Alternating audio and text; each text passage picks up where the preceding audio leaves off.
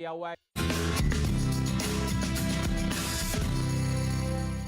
एक बार फिर से स्वागत है आपका फायदेमंद फंड्स में। और आज हम बातचीत कर रहे हैं भारत बॉन्ड ईटीएफ के बारे में, जो एक मैच्योरिटी टारगेट मैच्योरिटी इंस्ट्रूमेंट है जहां पे आप एक अच्छा रिटर्न कमा सकते हैं एक सर्टेन ड्यूरेशन में। लेकिन इसमें और बहुत सारे प्रोडक्ट हैं जिनको हम लोग टारगेट मैच्योरिटी फंड के तौर पे जानते हैं। इस बारे में जानकारी करते हैं राधिका जी से कि और क्या क्या इंस्ट्रूमेंट इसमें हो सकते हैं। मैम, ये तो हुई भारत ईटीएफ की, भारत बॉन्ड ईटीएफ की। अब एक चीज़ और जो बड़ी दिलचस्पी, आपने बीच में उसमें एक लाइन यूज़ भी की, तो हम उसी पे आना चाहते हैं। टारगेट मैच्योरिटी फंड की बड़ी चर्चा होती है, ये क्या होती है, हमारे दर्शकों को समझाइए। तो भारत बॉन्ड एक टारगेट मैच्योरिटी फंड है, लेकिन टारगेट मैच्योरिटी फंड एक बड़ी क्लास है। टारगेट मैच्योरिटी फंड का मतलब ये है कि आप एक ऐसा फंड ले रहे हैं, पैसिव फंड है जिसकी एक इंडेक्स होती है, और कुछ टारगेट मैच्योरिटी फंड निवेश करते हैं, जैसे भारत बॉन्ड करता है ट्रिपल ए पीएसयू में, कुछ सीधा जीसेक में करते हैं, कुछ स्टेट डेवलपमेंट लोन्स में करते हैं। लेकिन टारगेट मैच्योरिटी का मतलब है कि उसकी एक मैच्योरिटी होती है, एक डेट होती है, 2025, 27, 28, 29, 30, 31, जो भी है, 33, एक्सेट्रा एक्सेट्रा। और फंड मैनेजर जब आप पैसे देते हैं, बॉन्ड खरीदता है और फिर उन्हें होल्ड करता है। नॉर्मल एक्टिव जो डेट फंड है उसमें वो बॉन्ड कॉन्स्टेंटली ट्रेड करता है, उसका कुछ व्यू होता है। यहाँ फंड मैनेजर कोई व्यू नहीं लेता इंटरेस्ट रेट्स में, एक पैसिव फंड है, बॉन्ड खरीद के उन्हें होल्ड करता है। इसका निवेशकों के लिए क्या फायदा है, जैसे कि मैंने भारत बॉन्ड ईटीएफ में समझाया, अगर आप लंबे समय तक, अगर आप बॉन्ड की मैच्योरिटी तक निवेश करेंगे तो आपको कोई इंटरेस्ट रेट रिस्क नहीं रहेगी, क्योंकि एक टारगेट मैच्योरिटी फंड है। आज के दौर में ये टारगेट मैच्योरिटी फंड्स की कैटेगरी 1.2 लाख करोड़ की हो गई है, जिसमें से 50,000 करोड़ भारत बॉन्ड ईटीएफ है, कुछ 65,000 करोड़ एडलवाइज म्यूचुअल फंड ही मैनेज करता है इस कैटेगरी में, और बहुत सारे प्रोडक्ट ऑप्शंस आ गए हैं। तो आप जीसेट प्रोडक्ट्स ले सकते हैं, एसडीएल प्रोडक्ट ले सकते हैं, और 2023 से लेकर 37 तक की ऑप्शंस हैं। तो आज के दौर में एक निवेशक अपने गोल्स देख सकता है, डेट्स देख सकता है, और एक टारगेट मैच्योरिटी फंड ले सकता है। और जैसे कि मैंने कहा, ये एफडी से बहुत ज्यादा एक टैक्स एफिशिएंट निवेशकों के लिए ऑप्शन आ गया। एफडी में तो बहुत टैक्स वैक्स के इम्प्लीकेशंस बहुत ज़्यादा है, और आपको मैच्योरिटी पैसा मिलेगा लेकिन टैक्स तो आपको हर साल उसमें देना पड़ता है, तो वो एक ज़्यादा बेटर ऑप्शन है। और ये सारा कुछ आप एडलवाइस म्यूचुअल फंड की वेबसाइट पे देख सकते हैं। जैसा मैम ने कहा कि बहुत सारे फंड अलग अलग टारगेट मैच्योरिटी के हैं।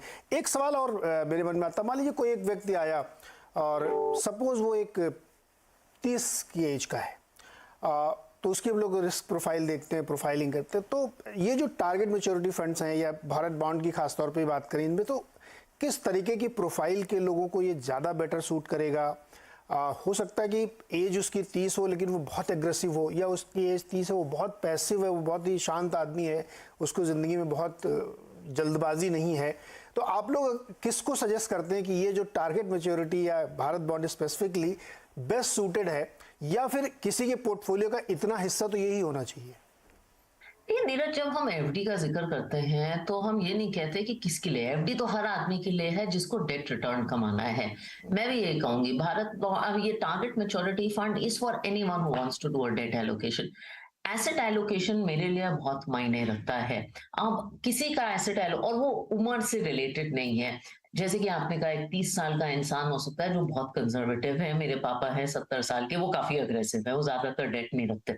तो आई थिंक ये तो एज के हिसाब से नहीं होता, लेकिन हर आदमी के एसेट एलोकेशन में डेट होनी चाहिए। और डेट का एलोकेशन मेरे हिसाब से टारगेट मैच्योरिटी फंड से अच्छी तरह कोई इंस्ट्रूमेंट नहीं कर सकता। आप क्या करिए, अपना डेट का एलोकेशन लीजिए, और 100 रुपए अगर आपके हैं लिक्विड फंड को छोड़ के, तो आप उन्हें ब्रेक करिए कि मुझे ये पैसे 3 साल में चाहिए, ये 5 में और ये 10 में, ब्रेक कर दीजिए, और उतना अलग अलग मैच्योरिटीज में डाल दीजिए। इससे आप एक टारगेट मैच्योरिटी फंड कैटेगरी से अपना पूरा डेट का एसेट एलोकेशन कंप्लीट कर सकते हैं। तो अच्छा, इसमें ये भी तो हो सकता है कि आप ये सजेस्ट करें कि भाई हाँ, थोड़ा बहुत डेट तो रखना चाहिए अपने पोर्टफोलियो में। कुछ लोग गोल्ड, अच्छा गोल्ड पता नहीं क्यों रखते हैं, मुझे नहीं समझ आया आज तक कि गोल्ड भी रख लेते हैं लोग, जो कि पता नहीं कैसे रिटर्न देता है, लेकिन ये एक हिस्सा होना चाहिए। तो आपके हिसाब से पोर्टफोलियो बिल्डिंग करे आदमी, तो उसमें ये वाला हिस्सा कितना रखना चाहिए, irrespective of age, irrespective of anything? Neeraj, तो ये थोड़ा मुश्किल है कहना। देखिए, डेट थोड़ा तो होना चाहिए हर आदमी। I think there very few investors जिनकी लाइफ में डेट एलोकेशन तो होता नहीं है। तो 10-20% तो हर आदमी और या औरत की लाइफ में एक डेट एलोकेशन होना चाहिए। अब कुछ लोगों के लिए डेट एलोकेशन रिटायरीज वगैरह के लिए 70-80% हो सकता है, किसी के लिए 40 हो सकता है। आई थिंक ये तो आपका एक फाइनेंशियल एडवाइजर ही अच्छे तरीके से आपके हिसाब से सलाह देगा। लेकिन मैं कहूंगी दो बातें, हर आदमी के पोर्टफोलियो में डेट होना चाहिए, और अगर आपका डेट एलोकेशन है तो इससे ज्यादा टैक्स और कॉस्ट एफिशिएंट और सरल इंस्ट्रूमेंट नहीं है वो डेट एलोकेशन पूरा करने का। बिल्कुल सही मैम। सबसे ज़्यादा तो यही होता है कि टैक्स खा जाता है हम लोगों की, जितनी कमाई आप करते हैं उसमें मैक्सिमम टैक्स ले जाता है। तो ऐसा इंस्ट्रूमेंट जो बहुत टैक्स एफिशिएंट हो, जहाँ पे आपको कम से कम टैक्स देना पड़े आपकी जो रिटर्न्स आ रहे हैं उसमें, तो वो ये हो सकते हैं जो एक सर्टेन मैच्योरिटी के लिए हैं, डेट फंड्स हैं, या जो टारगेट मैच्योरिटी फंड है स्पेशली। तो हमने कोशिश की मैम आपसे वो सारे सवाल पूछने की जो हमारे दर्शक सोचते हैं मन में कि अच्छा ये वाला पूछो, ये वाला पूछो। ये एक लास्ट क्वेश्चन और जो कुछ हमारे ट्रेडर दोस्त लोग सोच रहे होंगे कि अगर हम भारत बॉन्ड ETF खरीदें तो क्या इसको मैं मार्जिन कोलेटरल के तौर पे यूज कर सकता हूँ? Yes, short answer is yes, you can replace it as margin with the exchanges. तो बताइए अब इससे ज़्यादा और क्या चाहिए कि आप उसको भारत बॉन्ड को लीजिए, और अगर आप FNO में फ्यूचर्स ऑप्शंस में ट्रेड करते हैं तो आप इसको मार्जिन मनी के तौर पे भी यूज़ कर सकते हैं, क्योंकि ये सॉवरेन गारंटेड फंड है।